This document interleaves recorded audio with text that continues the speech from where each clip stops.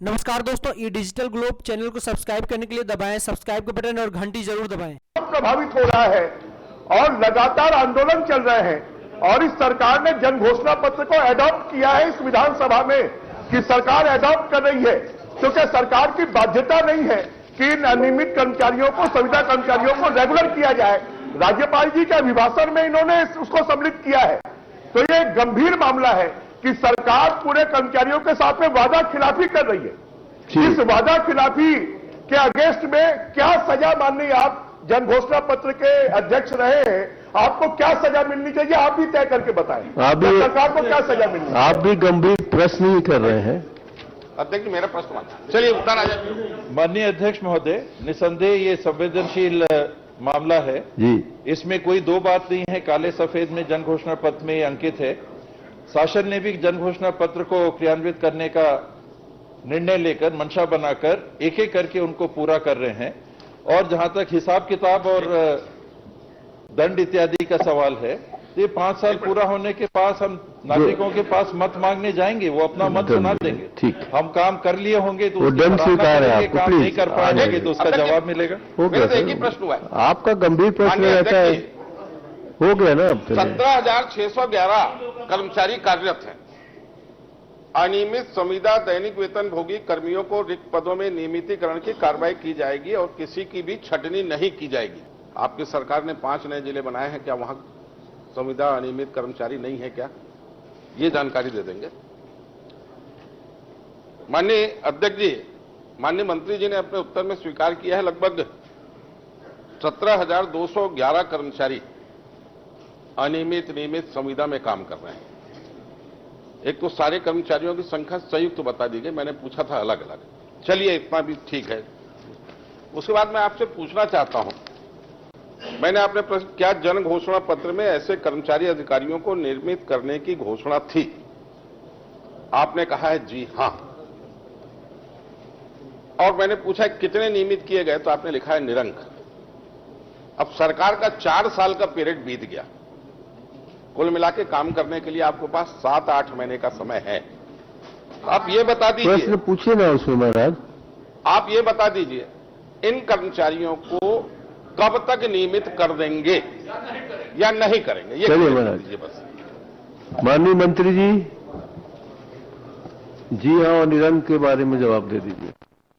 माननीय प्रदेश में संशोधित प्रपत्र में जो जानकारी दी गई है वो 17,629 कर्मचारियों की, जी, जो दैनिक वेतन भोगी हैं, अनियमित हैं, कलेक्टर दर पर हैं, संविदा पर हैं और अलग अलग JDS, DMF, NHM, CJMSC, CG, SACS, SNA, CFD, 2 column छूट गए थे, उनको जोड़ के संशोधित जानकारी दी गई है।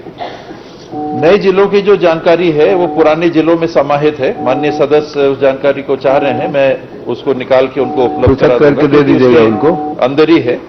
जहां तक घोषणा पत्र का सवाल है, इसमें ये प्रावधान हमने रखा था और विभाग की तरफ से भी आप लोग सबकी भी जानकारी में होगा कि अनेकों सभी विभागों से ये जानकारी शासन स्तर पर मंगाई जा रही है कि कितने कर्मचारी किस श्रेणी के किन विभागों में काम कर रहे हैं। तो स्वाभाविक है कि विभाग की तरफ से भी जो मांग गई है कि इनको हम नियमित करना चाहते हैं, तो वित्तीय प्रावधान और वित्तीय प्रबंधन होने के बाद में शासन इस पे विचार कर रही है, उस पे निर्णय होगा। धन्यवाद। माननीय अध्यक्ष जी, हो तो गया क्या? नहीं, माननीय मंत्री जी बोल रहे हैं जानकारी मंगाई जा रही है। अब ये जानकारी तो आपने मुझे उपलब्ध करा दी है कि इतने अनियमित नियमित संविदा हैं, 17,600 कुछ आप जो बताया। आप बोल रहे हैं वित्तीय संसाधन, आखिरी बजट आपकी सरकार पेश करने वाली है, आप कोई समय सीमा बताएंगे क्या? क्योंकि पहले बोलते थे तो आपको उत्तर रहता था 5 वर्ष में हमको पूरा करना है। चलिए ना, अब समय तो ये सीमा 5वां वर्ष पूरा हो गया, समय सीमा बता दीजिए, हम इतने दिन के अंदर इनको नियमित कर देंगे। आप समय सीमा बता दीजिए। यथाशीघ्र हो जाएगा। अध्यक्ष महोदय, आने वाला बजट और उसके बाद उसमें नहीं समाहित होता है तो प्रयास जारी रहेगा। अनुपूरक बजट, समय सीमा वही है।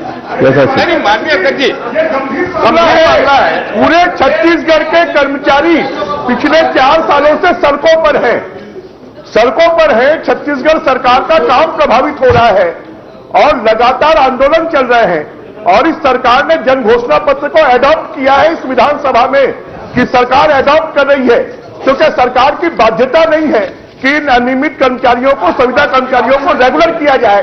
राज्यपाल जी के अभिभाषण में इन्होंने उसको सम्मिलित किया है। तो ये एक गंभीर मामला है कि सरकार पूरे कर्मचारियों के साथ में वादा खिलाफी कर रही है। इस वादा खिलाफी के अगेंस्ट में क्या सजा माननी, आप जन घोषणा पत्र के अध्यक्ष रहे हैं, आपको क्या सजा मिलनी चाहिए, आप भी तय करके बताएं। आप भी, सरकार को क्या सजा मिलनी चाहिए? आप भी गंभीर प्रश्न ही कर रहे हैं। अध्यक्ष मेरा प्रश्न माना, चलिए उत्तर आ जाए। माननीय अध्यक्ष महोदय, निसंदेह ये संवेदनशील मामला है जी। इसमें कोई दो बात नहीं है। काले सफेद में जन घोषणा पत्र में अंकित है। शासन ने भी जन घोषणा पत्र को क्रियान्वित करने का निर्णय लेकर, मंशा बनाकर एक एक करके उनको पूरा कर रहे हैं। और जहां तक हिसाब किताब और दंड इत्यादि का सवाल है, तो ये 5 साल पूरा होने के पास हम नागरिकों के पास मत मांगने जाएंगे, वो अपना मत सुना देंगे। ठीक। हम काम कर लिए होंगे तो वो उसकी दंड सराहना स्वीकार है करेंगे, आपको, काम प्लीज। नहीं कर पाएंगे तो उसका अध्यक्ष, जवाब मिलेगा। हो गया मेरा तो एक ही सर। प्रश्न हुआ है। आपका गंभीर प्रश्न माननीय रहता है। अध्यक्ष हो गया ना अब तो। 17,611 कर्मचारी कार्यरत हैं। अनियमित संविदा दैनिक वेतन भोगी कर्मियों को रिक्त पदों में नियमितीकरण की कार्रवाई की जाएगी और किसी की भी छटनी नहीं की जाएगी। ठीक है। ये जन घोषणा पत्र में है। और क्योंकि जन घोषणा पत्र 2019 के राज्यपाल शर्मा जी अपना आ चुका है, शर्मा जी अपना इसलिए जन घोषणा मैं पत्र भी आपसे तो पढ़ के पूछना चाहता देखिए, भाजपा की जन इस घोषणा 4 पत्र वर्षों भी में पढ़ देखिए। कितने दैनिक आपके वेतन भोगी, प्रधानमंत्री अब जी ने उसी जन उसी को घोषणा आप क्या मत कहा था? करिए। कितने क्या कहा था आपने जन घोषणा में? आपने आप तीनों लोगों का चल रहा है। आज 3 लोगों का ही चल रहा है। अध्यक्ष जी, एक पंद्रह देने का लोग पूछ रहे पता चलिए बैठिए आप लोग प्लीज।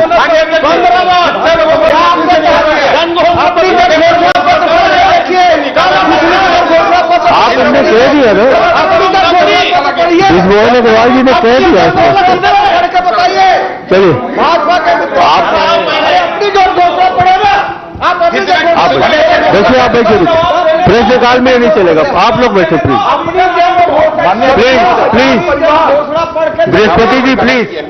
बृहस्पति जी आपने गंभीरता को बता दिया, गंभीर बता दिया, वही गंभीर बता रहे, वही गंभीर आप बता मैं रहे। दूसरा पूछूंगा। नहीं, पर अध्यक्ष महोदय अनावश्यक सवाल को ये बाधित करते हैं और जो सामान्य सदस्यों का प्रश्न लगा है उसको बाधित करके रोकते हैं। 17,000 आपको परिवार। संरक्षण चाहिए, जो बाकी लोग का वर्ष लगा प्लीज प्लीज आप खड़े में किस से तो पूछ रहे हैं?